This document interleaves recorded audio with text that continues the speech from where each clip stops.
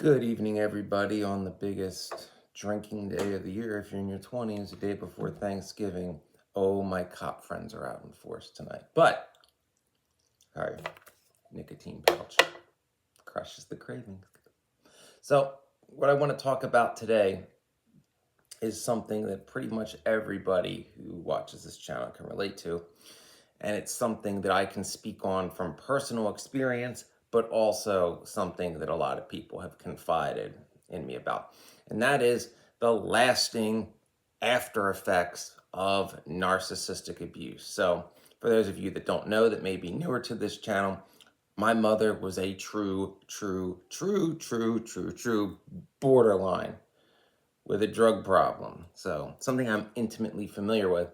And additionally, I've helped, at this point, dozens of women escape relationships with narcissistic men, be they overts, coverts, few borderlines even, but mostly coverts, actually. They don't like me very much.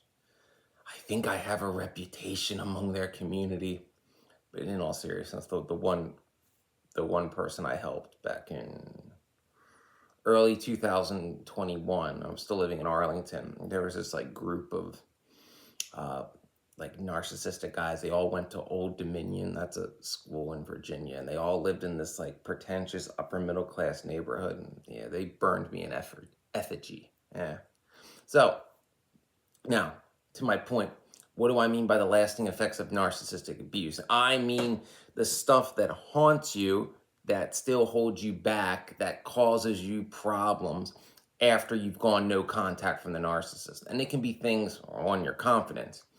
A narcissist of any kind, be it a borderline, covert, overt, wants to destroy your confidence, wants you to not believe that you can achieve what you want. And that's mainly because, typically what you want involves getting away from them. I know mine was, 18 years old. I'm like, I want to move to a, I grew up in the suburbs of Philly, but I'm like, I want to move to a big city and be a firefighter.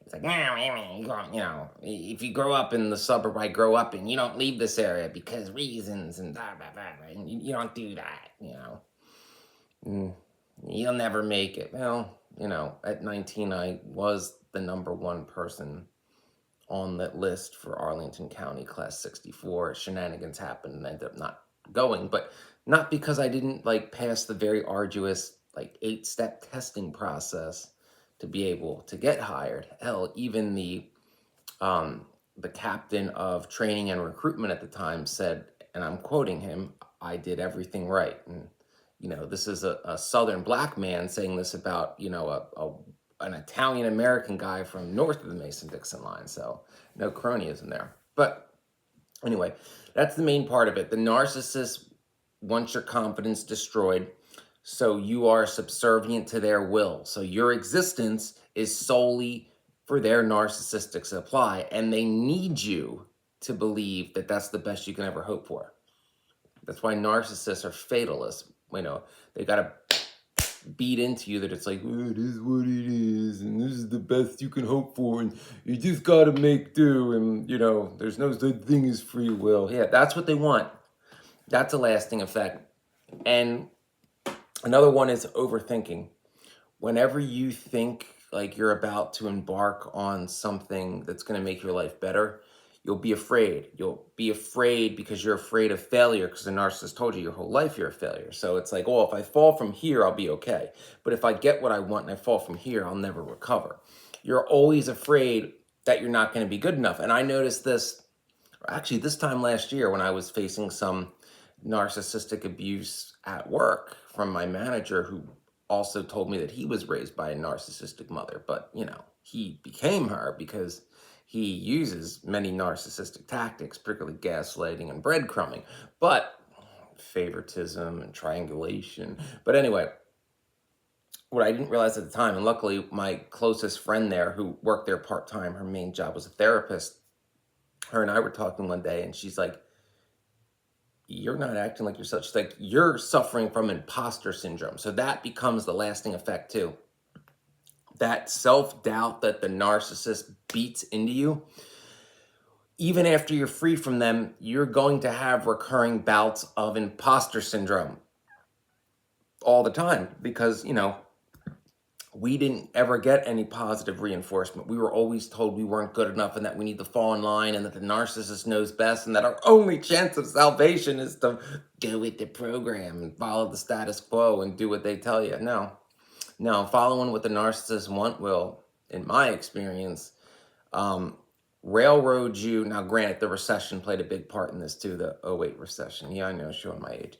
Will railroad you into going to college for something you really don't want. Even if you are graduating with honors, it'll put you in a shitty, demeaning job where you work 7 days a week, salary, even though you're management, that they're telling you, oh, it's so great because of the name, you're at the big name golf club. And it'll destroy your relationships and your friendships, and you'll start drinking too much. And then, after a few years of that, the revolver you keep on your nightstand starts to get awful friendly, Oh, yeah. Luckily for me, someone did try to kill me, and Lilith found me, but not really how that story usually goes. Anyway, so there's that. The narcissist will make you want to give up. The narcissist, as I've said, and I'm going to link this. It's one of my favorite videos I made, but people don't watch it because I don't know, it's a bit esoteric and abstract. But the narcissist, and in my life philosophy, but I call the curse of the two-sided coin, where it's like, things is what it is. Heads is you curse fate, meaning like, well, my life sucks, but there's nothing I can do about it. Tails is you embrace fate, which is, well, I mean, and I know a lot of women who dealt with this side of the coin. I mean, it's on and off happiness, and it's not that bad, and it's just what it's supposed to be, and, it'll never be any better. Both are wrong. But you're like, it's a two-sided coin. How can both be wrong? You must pick one side. Apparently so. But if you throw a coin enough times, perhaps the coin lands on its edge. That remote flicker of probability. In other words, do you curse fate or do you embrace fate? Neither. You choose the edge of the coin. You choose the third option. You choose free will. But a narcissist will devalue you. And I've seen this in a lot of people. I can spot it pretty well at this point. That lack of confidence, lack of value, where you don't even know your own value, be it your looks, your intelligence, your work ethic, your integrity, anything. The narcissist always wants you to believe that them giving you attention, them putting effort into you, they're doing you a favor. And I'm speaking, in terms of relationships from all the ones I've helped. Trust me, if you're trapped and unhappy with a narcissist, I guarantee you can do better. Because narcissists always, want a trophy, always someone who is out of their league to varying degrees given the situation. But I guarantee you, if you embrace free will, there's somebody out there, maybe even close by, maybe someone who's already giving you attention, who is what you actually want. Some even admit it, but they still think like, well, I just can't. The narcissist was in the right place at the right time, and there's no turning back because timing's everything. What a load of crap. I've been saying that for 10 years. My friend, I mentioned in another video, friends of mine have found old Facebook posts I made in 2013 bitching about timing, and I'm still bitching about timing because I hate timing and I hate fate because I embrace free will, the whole Queen Lilith thing. But that, and it's just crap. Like it's just, and it's happened in my life too, where, women who were attractive, but not my type personality wise or integrity wise or anything else. And everybody's like, well, I mean, she's here. It's like, timing means nothing to me. I'm not going to date someone I don't really want to be with just because she's in the right place at the right time and, she's persistent. Except that one time. And, that ended so well. If you hear that noise, that's me smacking my titanium knee. So, yeah, that's why you don't date people based. Oh, there's so many. I could do an hour-long video of why you don't do that, but, to shorten it up. So, there's that effect.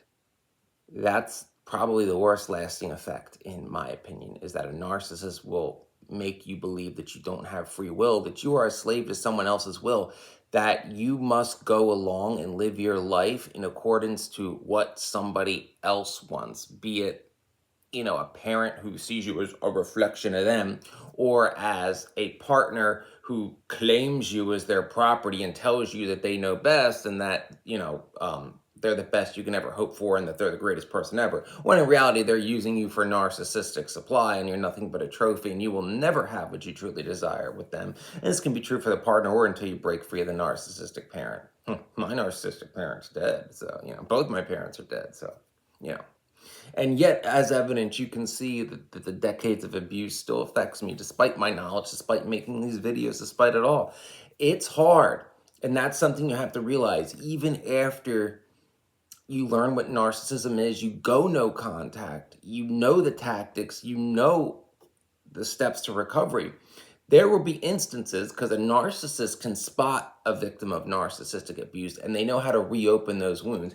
And when you're stuck in that environment, especially if it's an authoritative environment where like the narcissist is your boss or something, you'll regress. You'll regress, at least temporarily, in that moment out of a sense of like fight or flight survival, and act the way you did when you were under the narcissist's thumb. That's something you have to be aware of and you have to learn how to deal with. So yes, unfortunately, the effects of narcissistic abuse, particularly long-term narcissistic abuse, we're talking, years, never truly goes away. You have to have vigilance and knowing the signs that it's being done to you and remind yourself who and what they are. And if possible, learn how to call them out, especially coverts.